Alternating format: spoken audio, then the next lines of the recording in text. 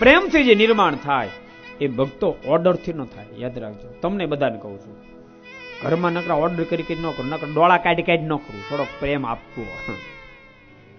એકલા ડોળા કાઢવાથી નિર્માણ નથી થઈ જતું, એકલા ધોકા પછાડવાથી નિર્માણ નથી થઈ જતું. અને નિર્માણ એમ થઈ જતું તો પોલીસ મારી બેન તોડી નાખે ચોર લોકો. એ કે સુધરો કે તમે સાંભળ્યું પોલીસે માર્યો બહુ ને એમાં ભગત હારો થયો, ક્યાં સાંભળ્યું? સાંભળ્યું ક્યાંય? તમને બધાને પૂછું, સાંભળ્યું તમે કોઈ કાળે ન થાય.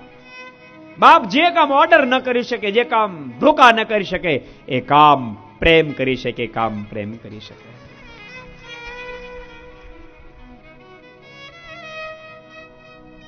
યાદ કરો આ સાળકુંડલાની નજીકનો ઇતિહાસ. યોગાનંદ સ્વામી આ ધરતી પર વિચરણ કરતા હોય અને આલા ખુમાણ મળ્યા. સ્વામી થોડા દૂર ચાલવા માંડ્યા. સાધુ કેમ દૂર ચાલ્યા? સ્વામી કે કબરથી થોડુંક દૂર હલાય. કબર? હા કબર થી દૂર ચલાય. પણ અહીંયા ક્યાં કબર છે? અને એ વખતે સ્વામીના મોઢામાં શબ્દ નીકળ્યા છે, દરબાર કબર કોને કહેવાય?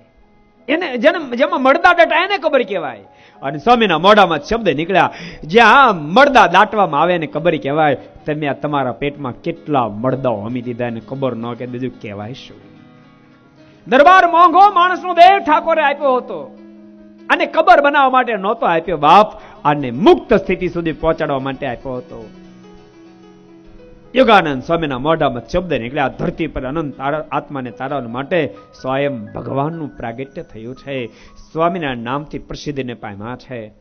એના શરણાગત બની જાઓ. કબર જેવા દેહને એક બાજુ રાખી દઈને મુક્તજી સ્થિતિ નિર્માણ કરી લો. અને સ્વામીના પ્રેમ ભરા શબ્દોએ હા પડાવી દીધી.